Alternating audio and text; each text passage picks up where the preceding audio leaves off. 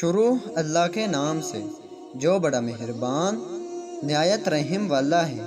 حضرت انس رضی اللہ تعالی عنہ روایت کرتے ہیں کہ ہم نے ایک دفعہ نبی کریم صلی اللہ علیہ وآلہ وسلم کو دیکھا کہ آپ مسکرا رہے ہیں، تو حضرت عمر رضی اللہ تعالی عنہ نے پوچھا، یا رسول اللہ صلی اللہ علیہ وآلہ وسلم، کون سی چیز مسکراہٹ کا سبب ہوئی؟ فرمایا، میرے دو امتی اللہ تعالیٰ کے سامنے گھٹنے ٹیک کر کھڑے ہو گئے ہیں۔ ایک کہتا ہے کہ یا اللہ، اس نے مجھ پر ظلم کیا ہے، میں بدلہ چاہتا ہوں۔ اللہ پاک اس ظالم سے فرماتا ہے، اپنے ظلم کا بدلہ ادا کرو۔ ظالم جواب دیتا ہے، یا رب، اب میری کوئی نیکی باقی نہیں رہی کہ ظلم کے بدلے میں اسے دے دوں۔ تو وہ مظلوم کہتا ہے، اے اللہ، میرے گناہوں کا بوجھ اس پر لاد دے۔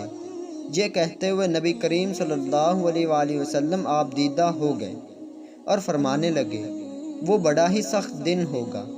لوگ اس بات کے حاجت مند ہوں گے کہ اپنے گناہوں کا بوجھ کسی اور کے سر درد دیں۔ اب اللہ پاک طالب انتقام مظلوم سے فرمائے گا، نظر اٹھا کر جنت کی طرف دیکھ۔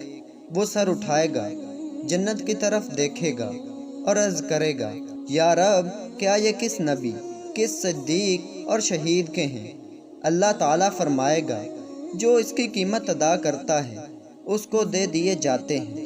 وہ کہے گا، یا رب، بھلا اس کی قیمت کون ادا کر سکتا ہے؟ اللہ تعالیٰ فرمائے گا، تو اس کی قیمت ادا کر سکتا ہے۔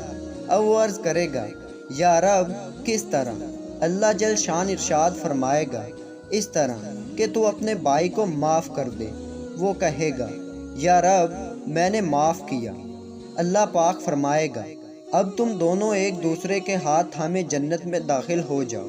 اس کے بعد آپ صلی اللہ علیہ وآلہ وسلم نے فرمایا، اللہ تعالیٰ سے ڈرو، آپس میں صلح قائم رکھو، کیونکہ قیامت کے روز اللہ پاک بھی مومنوں کے درمیان میں صلح کرانے والا ہے۔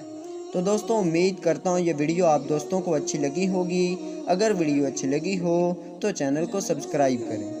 تو ملتے ہیں ایسی اچھی ویڈیو میں، تب تک کے لیے اللہ حافظ۔